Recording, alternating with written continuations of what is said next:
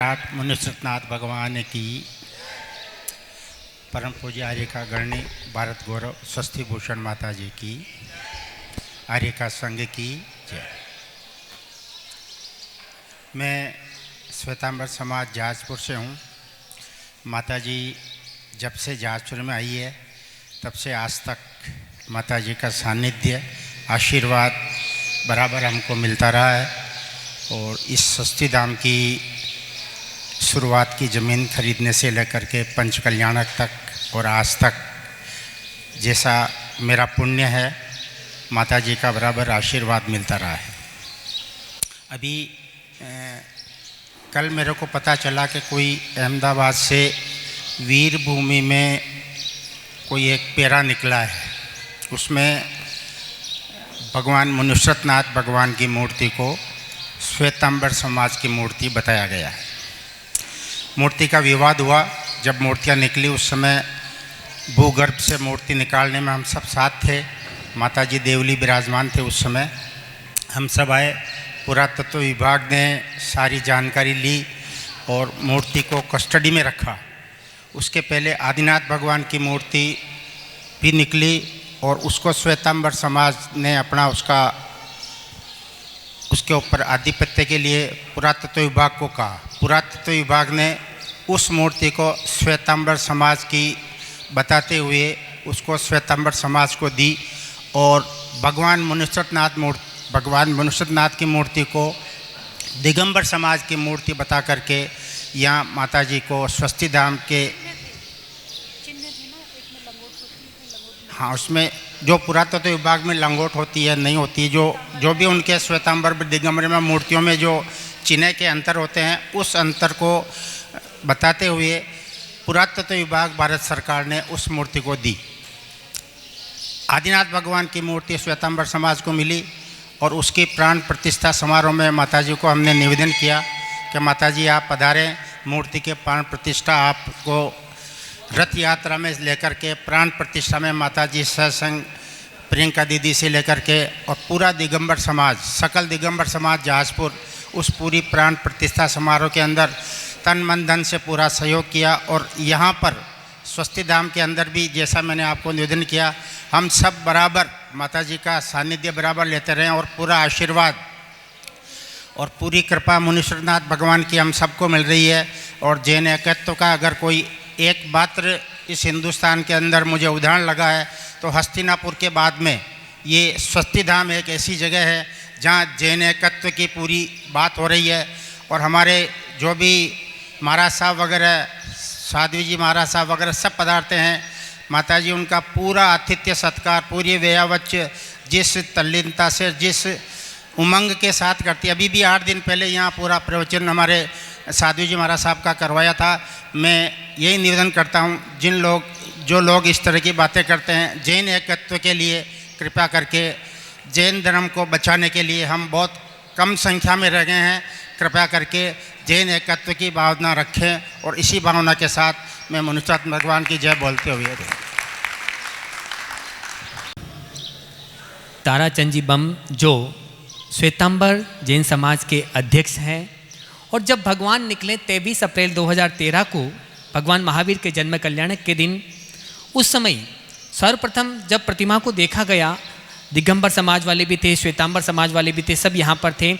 और श्री ताराचंद जी बम ने स्वयं ये घोषणा की थी कि हमने प्रतिमा को अच्छी तरह देख लिया है, श्वेतांबर जैन समाज के सभी लोगों ने, और ये प्रतिमा दिगंबर समाज की है। उसके बाद में थोड़ा सा विवाद भी हुआ था। भगवान 1.5 माह तक पुरातत्व विभाग के संरक्षण में रहे थे और उसके बाद पुरातत्व विभाग ने दिगंबर जैन समाज को और पूज्य माता जी की प्रेरणा से यहाँ पर एक ट्रस्ट का गठन किया गया, श्री मुनिसनाथ दिगंबर जैन अतिशय तीर्थ क्षेत्र समिति स्वस्थी धाम के नाम से। और फिर पुरातत्व विभाग ने दिगंबर जैन समाज को आज ये प्रतिमा सौंपी है और जिनके अतिशय से आज देखिए एक पूरा भारत, और भारत ही नहीं विदेशों से भी भक्त यहाँ पर आए हैं।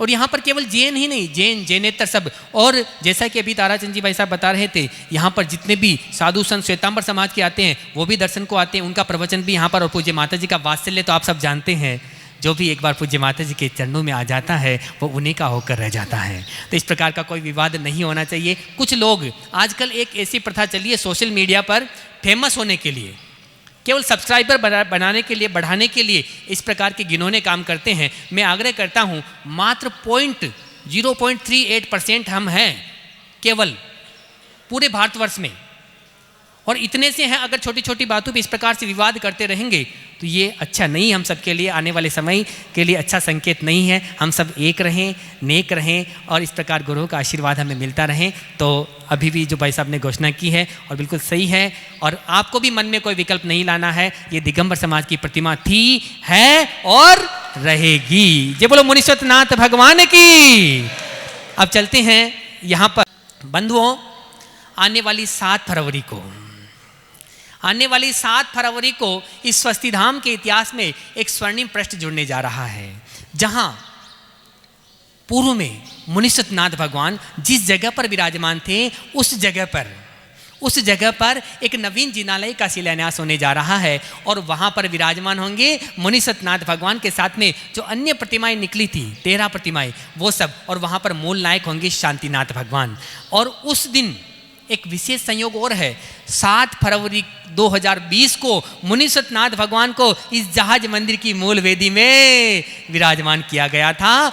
5वां स्थापना दिवस, इस जहाज मंदिर का 5वां स्थापना दिवस पूज्य गुरुमा स्वस्ति भूषण माता जी के सत्संग पावन सानिध्य में और माता जी के नेतृत्व में हम सब मनाएंगे। और उसी दिन शांतिनाथ जिनालय का शिलान्यास होगा, दोपहर में रथ यात्रा होगी, और इस सारे कार्यक्रम में आ रहे हैं राजस्थान के प्रथम नागरिक, राजस्थान के फर्स्ट पर्सन महामहिम राज्यपाल महोदय उस दिन आने वाली 7 फरवरी को यहाँ पर उस कार्यक्रम को गौरवमयी उपस्थिति अपनी प्रदान करेंगे।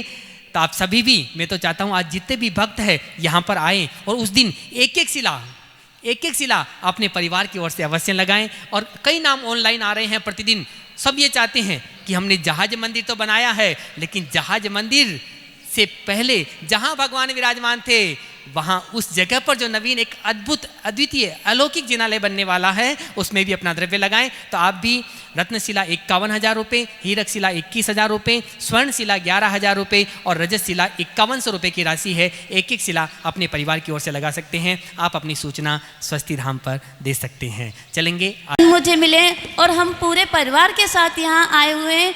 ये जहाजपुर देख के तो मुझे इतना आनंद आ गया, इतना आनंद है कि मैं कुछ बता नहीं सकती, इतने मेरे पास में शब्द ही नहीं बताने के लिए।